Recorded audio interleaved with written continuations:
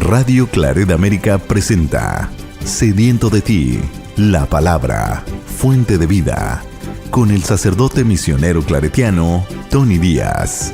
Reflexiones diarias del Evangelio. Aquí iniciamos.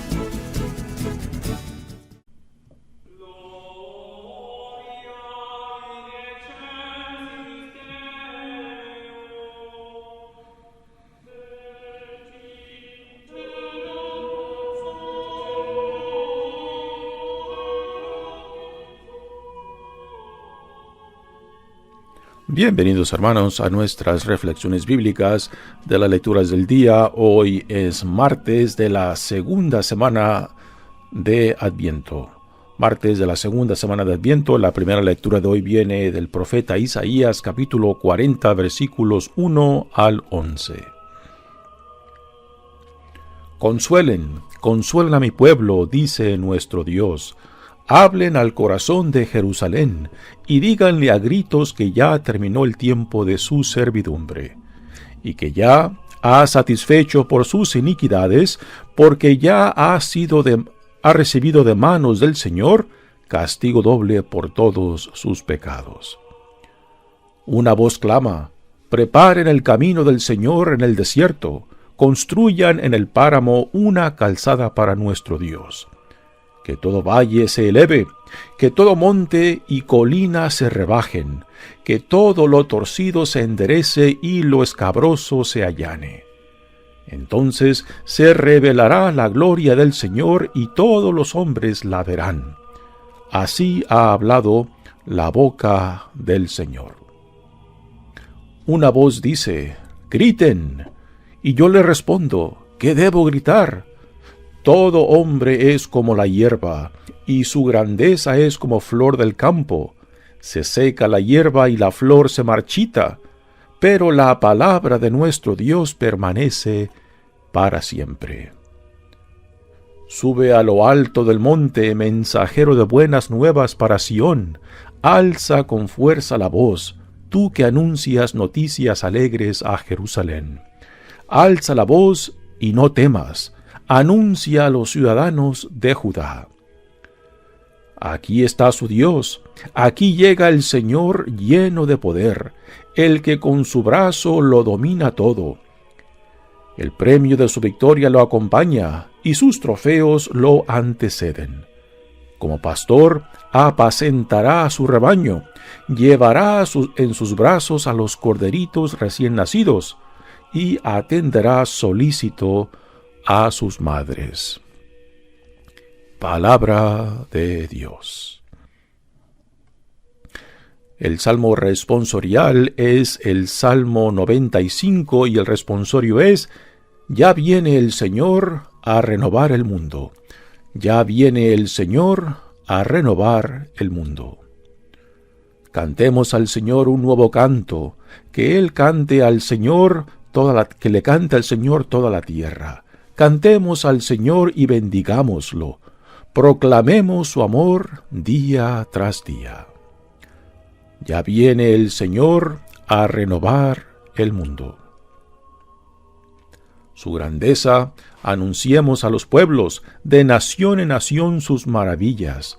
Reina el Señor, digamos a los pueblos, gobierna a las naciones con justicia. Ya viene el Señor a renovar el mundo. Alégrese los cielos y la tierra, retumbe el mar y el mundo submarino.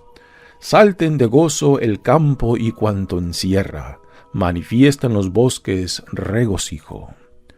Ya viene el Señor a renovar el mundo. Regocíjese todo ante el Señor, porque ya viene a gobernar el orbe. Justicia y rectitud serán las normas, con las que rija a todas las naciones. Ya viene el Señor a renovar el mundo. El Evangelio de hoy viene de Mateos, capítulo 18, versículos 12 al 14. En aquel tiempo Jesús dijo a sus discípulos: ¿qué les parece? Si un hombre tiene 100 ovejas y se le pierde una, ¿acaso no deja las 99 en los montes y se va a buscar a la que se le perdió? Y si llega a encontrarla, les aseguro que se alegrará más por ella que por las 99 que no se le perdieron. De igual modo, el Padre Celestial no quiere que se pierda un solo de estos pequeños. Palabra del Señor. Muy bien, demos comienzo a nuestra reflexión de este día. Continuamos leyendo del profeta Isaías, y con esta lectura de hoy, pues se da comienzo a lo que los comentaristas, los biblistas, titulan el segundo libro o el segundo Isaías, o también el otro nombre que lleva de los capítulos 40 al 55 es el libro de la consolación, porque el tema central es el consuelo al pueblo de Israel que se encuentra en el exilio en Babilonia. ¿Por qué llaman a esta sección del capítulo 40 al 55 al segundo Isaías? Porque la estructura, el tema, los temas y el contenido de esa sección es muy diferente a los primeros 39 capítulos, en los cuales son enfocados al Israel antes de la conquista de Babilonia y del exilio. Y del 40 al 55 los temas son muy diferentes. Es más el consuelo, más poético. También ahí se nos presentan los cánticos o los himnos al siervo sufriente, con los cuales se identifica mucho Jesús. Así que por eso se le llama a esta sección del capítulo 40 al 55 el segundo Isaías. Y la lectura de hoy viene siendo el prólogo de esta sección de capítulos 40 al 55, nuevamente, segundo Isaías, o el otro título que le dan es el libro de consuelo, por el tema central en estos capítulos. Dice la primera lectura: Consuelen, consuelen a mi pueblo, dice nuestro Dios. Aquí se nos da el tema central de toda esta sección, el consuelo. El pueblo de Israel se encuentra en el exilio en Babilonia, y el mensaje de este segundo Isaías, que significa de que es quizás un segundo autor quien escribió esta sección, y no el mismo autor que escribió los primeros 39 capítulos. Y el tema es el consuelo para un pueblo que se encuentra lejos de su tierra, para un pueblo que se encuentra oprimido, para un pueblo que se siente lejos de la mano de Dios. ¿Y quién no ha vivido esta experiencia? Si has llegado a cierta edad en la vida, de seguro que has tenido esa experiencia de sentirte alejado, abandonado, lejos de la presencia de Dios o lejos de la mano de Dios, ¿no? Y este es el mensaje que el profeta Isaías lleva a este pueblo. Después dice: hablen al corazón de Jerusalén y díganle a gritos que ya terminó el tiempo de su servidumbre, que ya ha satisfecho por sus iniquidades, porque ya ha recibido de la mano del Señor castigo doble por sus pecados. El exilio y la conquista de Babilonia sobre el antiguo reinado de Judá, pues, es interpretado como castigo por la infidelidad del pueblo de Israel. Y que ya en medio del exilio, pues Dios ha escuchado el sufrimiento, ha escuchado el llanto de su pueblo, y viene no solamente para consolarlo, sino también para rescatarlo, ¿no? Y no en la forma que lo hizo Dios cuando sacó al pueblo de Israel de la esclavitud de Egipto, con una salida victoriosa, ¿no? Ahí se nos da prácticamente todo el libro del Éxodo. Pero no, aquí en esta sección del segundo Isaías se nos da una imagen del siervo sufriente, que no es una salida victoriosa y gloriosa con la cual el Señor sacará a su pueblo del exilio de Babilonia, sino por medio del sufrimiento del siervo fiel, del siervo identificado con la voluntad de Dios, que es la imagen del siervo sufriente con la cual Jesús mismo se identifica. No es un líder, un rey, no es un general militar quien Dios utilizará para liberar a su pueblo, sino a su propio Hijo. Dios mismo, al hacerse uno con nosotros en Jesucristo, pues entonces toma sobre sí mismo los pecados de su pueblo para redimirlo, para perdonarlo, y así para que vuelva otra vez a la fidelidad, para que vuelva a la intimidad y confianza. Es lo que estamos por celebrar en la temporada de Navidad, y este tiempo de Adviento pues un tiempo de preparación. ¿Y cuál es el llamado para nosotros como pueblo de Dios, como iglesia de Dios? Pues es de identificar, nombrar y poner el dedo en todo aquello que nos separa tanto de Dios como del prójimo, y también que me separa de mí mismo, de mi dignidad, de todo aquello que me roba de la identidad y dignidad que Dios me ha dado en Jesucristo. Así que parte fundamental de este tiempo de Adviento es prepararnos, y uno se prepara pues quitando los obstáculos para poder recibir a aquel que viene a nosotros, aquel que se las ha jugado todas por nosotros. Por eso el tiempo de Adviento es el tiempo de no simplemente de devoción, no simplemente de ritos, es tiempo de hacer un examen de conciencia, es un tiempo de nombrar, poner nombre y apellido a todo aquello que me separa tanto de Dios, del prójimo y de mí mismo, para después así podérselo entregar, poder pedirle a Dios que me ayude, que nos ayude a liberarnos de aquello que me separa, de aquello que me esclaviza, de aquello que me roba lo que Dios en Cristo nos ha dado. Una voz clama: preparen el camino del Señor en el desierto, construyan en el páramo una calzada para nuestro Dios.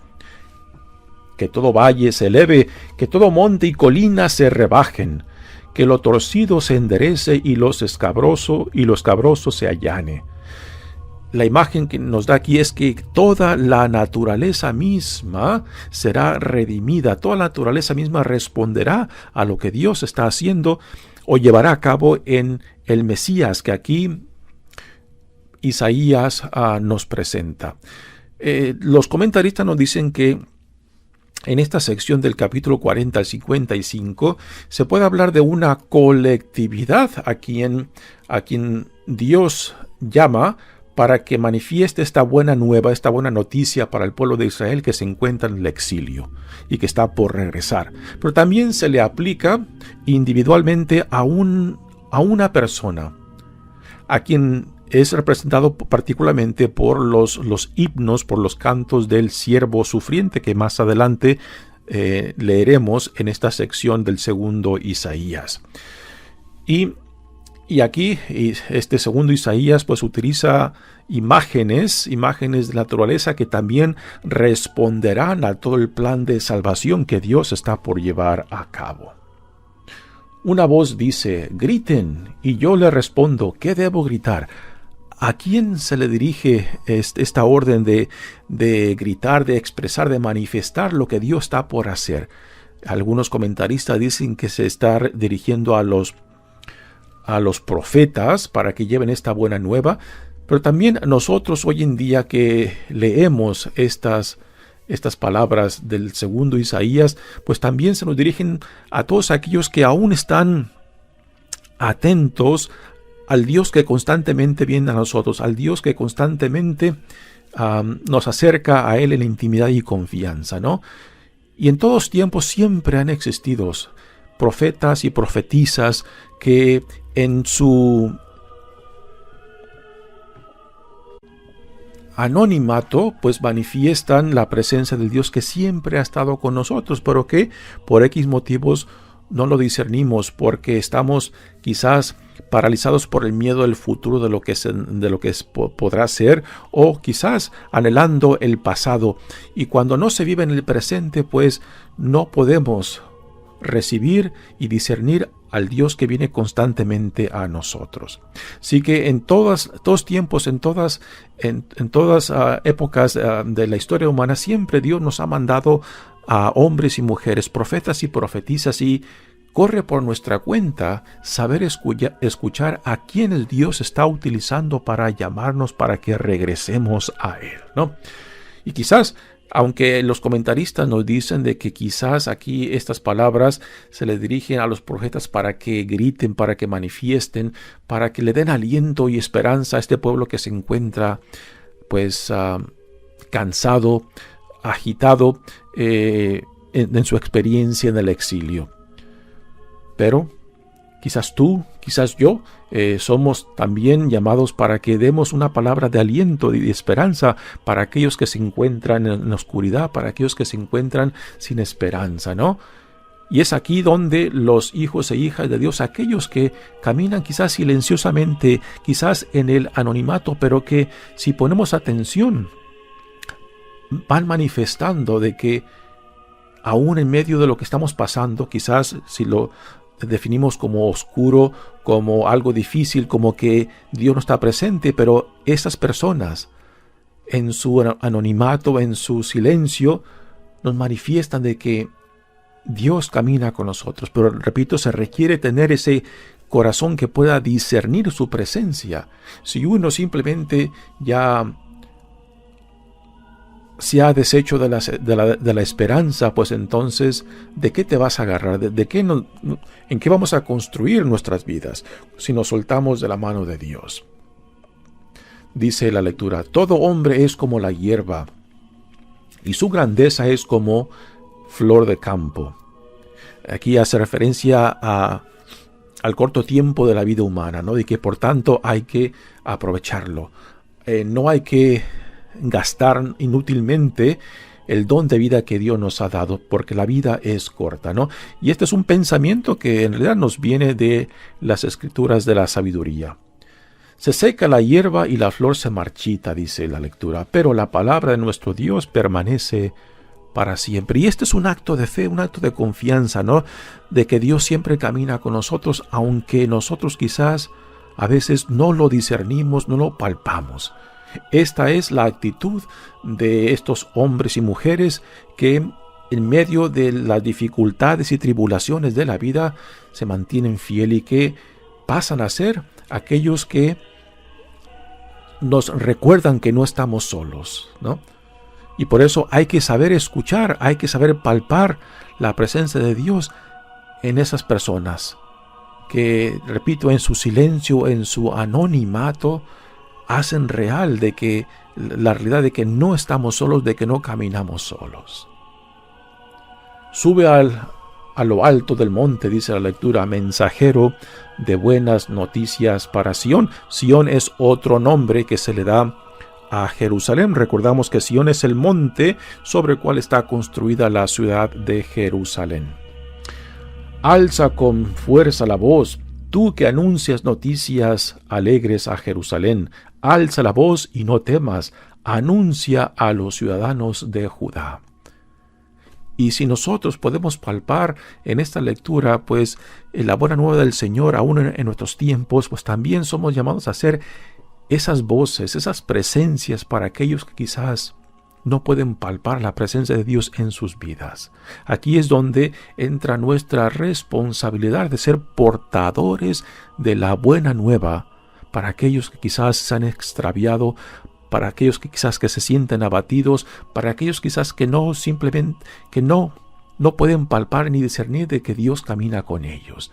Y ahí es donde entramos nosotros, aquellos que aún podemos identificarnos con la presencia de Dios en nuestros tiempos, de ser esa voz, de ser esa mano que se estrecha a otros, de ser ese hombro que pueda recibir el cansancio, aún el llanto de aquellos que se encuentran abatidos.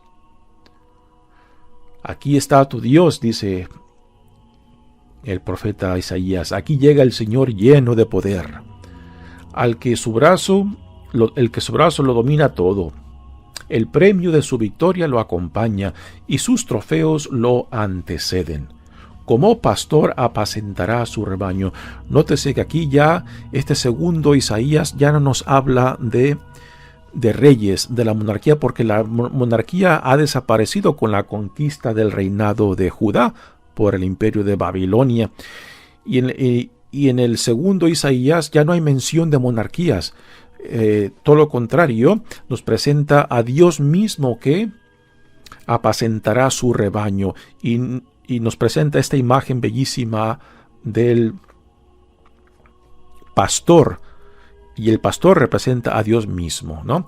Es una imagen con la cual también Jesús se identificará, y también una imagen que Jesús utilizará para aquellos que se sumarán a este proyecto de salvación del reino de Dios, y que les dará el nombre de pastores. Pero es Dios quien se aplica este título de pastor a sí mismo, y con el cual Jesús mismo también se lo aplicará. Se aplicará no solamente ese título de pastor, sino también la imagen del Cordero de Dios, que se ofrece como ofrenda por los pecados del pueblo de Dios.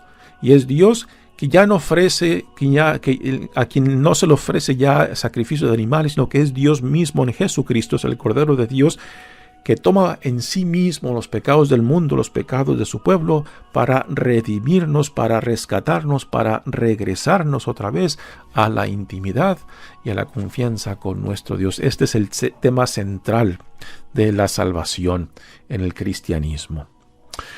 Muy bien, pasamos ahora al Evangelio de hoy, que viene de Mateos. Y aquí esta parábola que Jesús nos da de la oveja entre 100 que se pierde, y la podemos comparar, por ejemplo, con esta misma parábola que Lucas tiene en su evangelio. Y aquí esta parábola, este evangelio de hoy, es un ejemplo clarísimo de cómo cada evangelista toma el material que tiene, al cual tiene acceso, y va diseñando por medio de cómo organiza este material su propia visión de Jesús en su evangelio. En el evangelio de Lucas, esta parábola la encontramos como respuesta a los fariseos que acusan a Jesús de reunirse con recogedores de impuestos, o sea, con publicanos y otros pecadores. Y entonces Jesús da esta parábola como respuesta a esa crítica, que él no ha venido para llamar a los justos, sino a los pecadores, ¿no? Y después de esta parábola, después viene la famosa parábola del hijo pródigo en el evangelio de Lucas. Ahora, Mateo toma esa misma parábola y la pone en un lugar muy diferente. En Lucas, Jesús está dirigiendo a los fariseos que lo están criticando por rodearse con pecadores. En Mateos, Jesús está dirigiendo a sus discípulos. En el capítulo 18 se empieza lo que le llaman el cuarto discurso de Jesús. Recordamos que en Mateos, el evangelista Mateo pone a Jesús dando 5 discursos claramente definidos, y en el capítulo 18, viene siendo el cuarto, que va dirigido a sus discípulos. Así que esta parábola va dirigida a sus discípulos, donde entra el tema de los pequeños. Hay un contraste entre los grandes y los pequeños en este cuarto discurso de Jesús a sus discípulos, lo cual los discípulos en este discurso representan la iglesia, la comunidad del reino. Ahora, ¿por qué Jesús, o por qué el evangelista Mateos pone a Jesús dando esta parábola aquí en esta sección? Porque Jesús nos está dando una enseñanza muy particular acerca de a quienes hemos de nunca perder de vista, a quien hemos de siempre considerar que son, en cierta manera, los que tienen preferencia en el plan de salvación de Dios. Y aquí entran los más vulnerables entre nosotros. Y para poder apreciar el tema hay que empezar a leer desde el primer verso del capítulo 18, que dice lo siguiente: en aquel momento los discípulos se acercaron a Jesús y le preguntaron: ¿quién es el más grande en el reino de los cielos? Así que en este capítulo 18 hay un contraste entre quiénes son los grandes y quiénes son los pequeños. Y aquí al principio de este capítulo se nos dice a quién tiene en mente Jesús por pequeños. Dice, Jesús llamó a un niñito, lo colocó en medio de los discípulos y declaró, en verdad les digo, si no cambian y no llegan a ser como niños, nunca entrarán en el reino de los cielos. El que se haga pequeño, aquí entra la palabra pequeño, como estos niños, ese será el más grande en el reino de los cielos. Y el que recibe en mi nombre a un niño como este, a mí me recibe. Así que los grandes, según el mundo, son aquellos que tienen poder y autoridad. Jesús, a esto les llaman que tienen que ser llamados al servicio. Y por pequeños son aquellos más vulnerables entre nosotros. En el Antiguo Testamento, particularmente la tradición profética, siempre menciona a 3 grupos vulnerables que los profetas le recordaban a Israel, al pueblo de Israel, particularmente a los gobernantes, a los reyes, de que serían juzgados según cómo trataran a los más vulnerables. Y entre los más vulnerables siempre mencionaban a viudas, huérfanos y extranjeros. Aquí Jesús, dirigiéndose a sus discípulos, que significa la iglesia y la comunidad del reino, entiende por pequeños aquellos más vulnerables, quizás débiles de fe. Entran también los niños, a los pequeños, pero tiene un sentido mucho más amplio de que seremos juzgados según tratemos, según recibamos, según respondamos a las necesidades de los más vulnerables entre nosotros. Y como es una referencia muy general, pues siempre nos tenemos que hacer la pregunta, en nuestros tiempos, en nuestra comunidad, ¿quiénes son los más vulnerables? Y es ahí donde tenemos que poner nuestras energías, a nuestros recursos, ¿no? Tristemente muchas veces dedicamos nuestro tiempo y recursos a los que ya son parte de la comunidad, a los que ya están dentro, ¿no? Y muchas veces nos olvidamos de aquellos que más necesitan escuchar el mensaje del Evangelio. Es como predicar al coro de la iglesia, ¿no? A los que ya están dentro.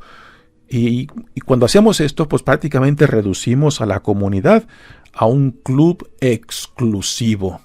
Cuando Jesús nos modela para nosotros que la comunidad del reino, la iglesia, tiene que ser un club inclusivo. Y la pregunta constante que nos tenemos que hacer es la siguiente: ¿quiénes son los que aún no son parte de nuestra comunidad? ¿A quién estamos excluyendo y por qué? Y esta es una pregunta que constantemente nos tenemos que hacer, porque si simplemente predicamos el Evangelio y la buena nueva a los que ya están dentro, es simplemente el mantener lo que ya existe. Pero Jesús siempre nos llama a ir más allá de los límites, más allá de la comunidad, porque si no nos preguntamos quiénes no están presentes, entonces fácilmente nos podemos autogloriar, autofestejar de que mira qué linda comunidad que somos, cuando no estamos llevando la buena nueva a los que más lo necesitan. Dice el Evangelio de hoy: en aquel tiempo Jesús dijo a sus discípulos, ¿qué les parece? Si un hombre tiene 100 ovejas y se le pierde una, ¿acaso no deja las 99 en los montes y se va a buscar a la que se le perdió? Y si llega a encontrarla, les aseguro que se alegrará más por ella que por las 99 que no se le perdieron. De igual modo, el Padre Celestial no quiere que se pierda uno solo de estos pequeños. Nuevamente aquí la palabra pequeño. Así que, tomando en cuenta de que Jesús está dirigiendo a sus discípulos, y los discípulos representan la iglesia o la comunidad del reino, le está recordando Jesús de que en la nueva comunidad del reino es a los más vulnerables, a los más débiles quizás de fe, a los que fácilmente se desprecian o somos indiferentes a ellos, ¿no? Fácilmente en toda comunidad puede penetrar esta actitud de superioridad, de que yo fui formado, que yo soy líder, o mira, tú si apenas sabes leer o tú eres insignificante, ¿no? Y fácilmente podemos crear esta actitud de superioridad o que somos mejores que otros porque nos sentimos de que tenemos un conocimiento más amplio, más profundo, tanto de la Escritura como de la Iglesia, ¿no? Pero si todo nuestro conocimiento no nos ayuda a vivir en hermandad y solidaridad, particularmente entre los más vulnerables, entonces todo nuestro conocimiento, todo nuestro estudio de nada nos sirve, porque entonces no estamos poniendo en práctica el reino que Jesús mismo nos modela en su propia vida. Porque Dios en Jesucristo está manifestando una opción preferencial de Dios por los más vulnerables entre nosotros. Y si simplemente nos enfocamos en los que tienen autoridad y poder, en los que tienen presencia social, y nos olvidamos de aquellos que no cuentan para nada para la sociedad y para el mundo, y nosotros lo hacemos igualmente en la comunidad, que aquellos que el mundo desprecia, que aquello que el mundo es indiferente para ellos, y hacemos lo mismo dentro de la comunidad, entonces, ¿de qué nos sirve hablar tanto de Cristo, del reino, del amor de Dios, si prácticamente estamos replicando lo mismo que el mundo hace con los más vulnerables, y en la comunidad estamos haciendo lo mismo? Así que esta parábola Mateo la utiliza para recordarles a sus discípulos y a nosotros que leemos este evangelio hoy en día que seremos juzgados según cómo recibamos, cómo respondamos a las necesidades de los más vulnerables entre nosotros. Estos son los pequeños a quien Mateo hace referencia en esta parábola. Mi nombre es Padre Tony Díaz, misionero claretiano. Que Dios los bendiga. Radio Claret América presentó Sediento de ti, la palabra. Fuente de vida. Sus comentarios son importantes. Contáctenos en radioclaretamerica@gmail.com.